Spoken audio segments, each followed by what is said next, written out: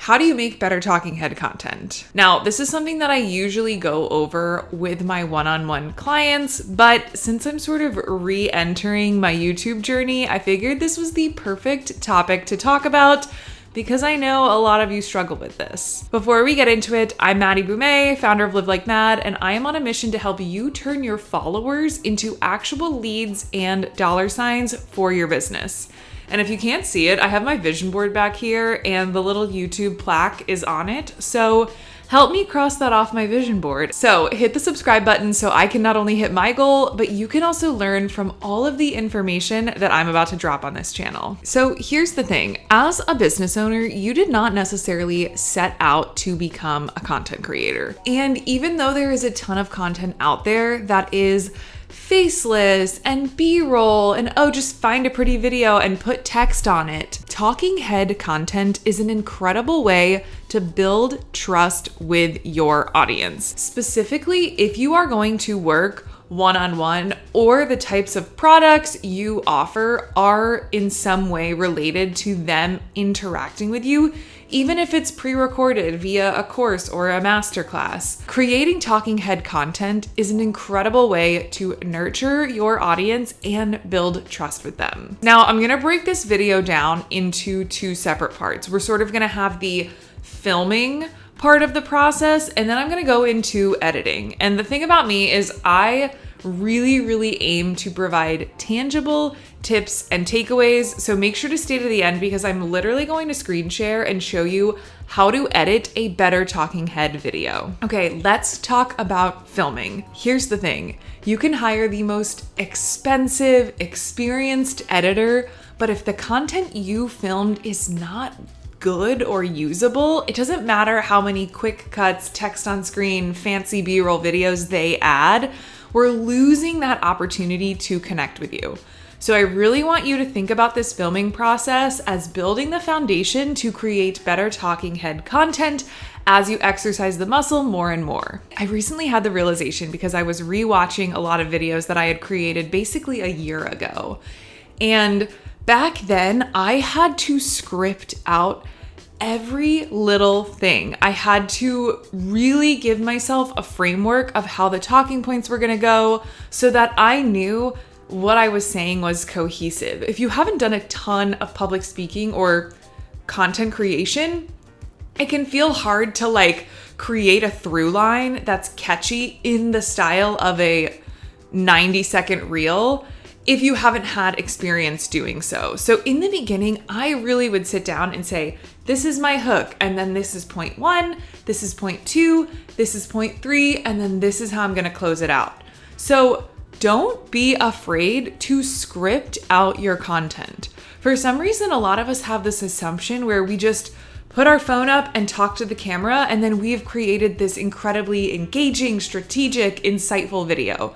That's not always the case. And I'm gonna be honest, having worked behind the scenes at some of your favorite online businesses, there's a lot of scripting going on. And that's tip number 1, is to make sure you're scripting your content, especially in the beginning. And even nowadays, though I have a lot more experience doing this, I still have bullets over to the side here because I've got a lot going on here. So I don't want to rely on my memory to memorize all of these different bullets.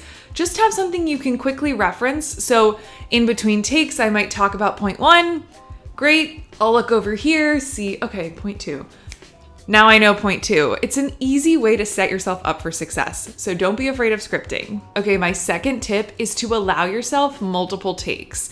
Similarly to the scripting, for some reason, a lot of us have this preconceived idea that everyone delivers their talking head video in one take, news anchor style, live TV, no mess ups. But here's the thing, that's likely not happening. I can speak from my own experience. This YouTube video, I've got multiple takes. I'm actually on my second time around doing point two. So allow yourself the opportunity to mess up and try again. It honestly lowers the stakes and makes it so that way you can get your words out once, sort of like a little run through dress rehearsal practice round, and then you can do it again once you have a little bit more of an idea of what you actually wanted to say. The other thing with multiple takes is nowadays, because of the type of editing that we all like and enjoy, where it's a quick jump cut, we're sort of maybe zooming in, zooming out, it allows us to have those multiple takes because it's not one continuous shot.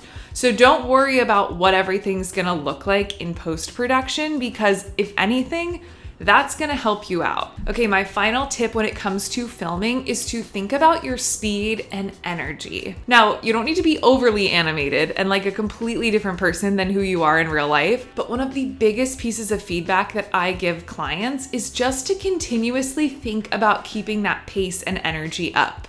When we sort of sit back and deliver from this very, well, then this, and then we're gonna do this. No, it feels like our attention span on social media is decreasing every single day. So when you have that sort of lethargic, lower energy, slower cadence to your speech, you're gonna lose your audience. So you wanna think about keeping that speed up and that energy up. A great little trick I learned from theater school is after you do that first take, tell yourself, okay, one more time, a little bit faster with a little bit more energy.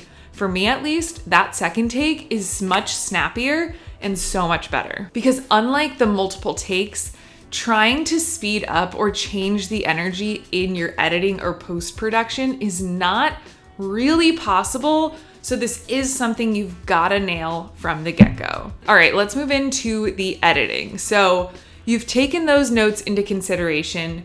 You've filmed your little talking head video. Here's how we're gonna bring it over the finish line and make it your most successful talking head video to date. Number one, you're gonna cut out any of that dead space at the beginning or the end of the video. A lot of people on the internet have coined this the millennial pause, but you know the feeling when you're watching a video and someone's sort of like, okay, so today we want it to just immediately start with, okay, so today I'm gonna grab that attention right off the bat.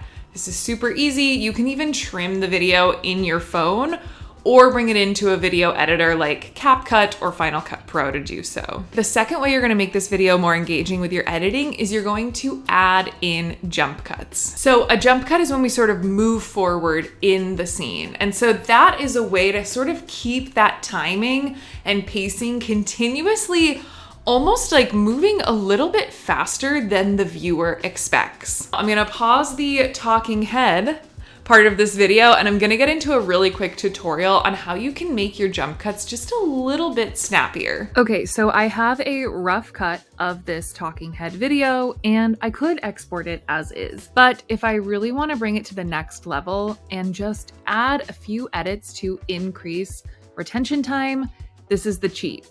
So I'm gonna take an image. This is my weekly KPI tracker template image that I use on like my sales page, but I'm just gonna bring this in.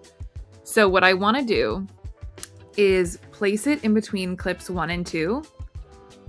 And then I'm going to drag clip 2 on top of the image. Now you'll see I'm doing this in CapCut, but it's gonna work the same whether you're in Final Cut, CapCut, anything like that. The other thing to keep in mind is you want this auto snapping on. So now you can see it starts right where it was previously. Now, what I want to do is drag it so it ever so slightly overlaps with the first clip. So it'll sound something like this. Cool and fun things happening this week. By the way, if you're new. And it just moves the video along ever so slightly. Then what I want to do is elongate this image so that way it is just slightly shorter than the video itself. So we have overlap in the beginning of clip 2 and then at the end of clip 2. And I always play it just so I can hear what it sounds like. Then make sure you're following. Kicking things off tonight. So I love that it just sort of keeps the video moving along. And what I would do is I would do this for every single clip. So now in between clips 3 and 4, drag that image, bring clip 4 on top, and then I move it ever so slightly in front. If you're looking to make friends with some fellow Swifties, definitely check this out. Now, in this case, see how it's longer? I definitely want to make sure that I trim that in. Check well. Tonight you've also got this side. And that is my little secret for just taking your talking head videos to the next level when it comes to your editing. So now that we've talked about a few filming and editing ways to make your talking head videos better, I want to remind you one last thing before I wrap this video up. And that is that, like anything, you have to put in the reps to get better. I know I talked about this in the beginning, but I truly feel like I have been exercising the muscle, which has not only made me create better content, but feel more confident when I'm doing so. If it feels overwhelming right now, make a goal for yourself where it's like, okay, I'm gonna post and create one talking head video a week for a month. And then maybe on month 2, you're like, all right, I kind of got the hang of this. Like, I'm gonna create 2. So work your way up to something that feels sustainable, and most importantly, don't get discouraged. Just like you would never expect yourself to be able to walk into the gym on your first day and curl 50-pound dumbbells, you can't expect yourself to create incredible talking head content your first round. So give yourself some grace, try these tips, and keep showing up. Like I said before, if you liked this video, be sure to subscribe, hit the like button, and check out the description for your next steps.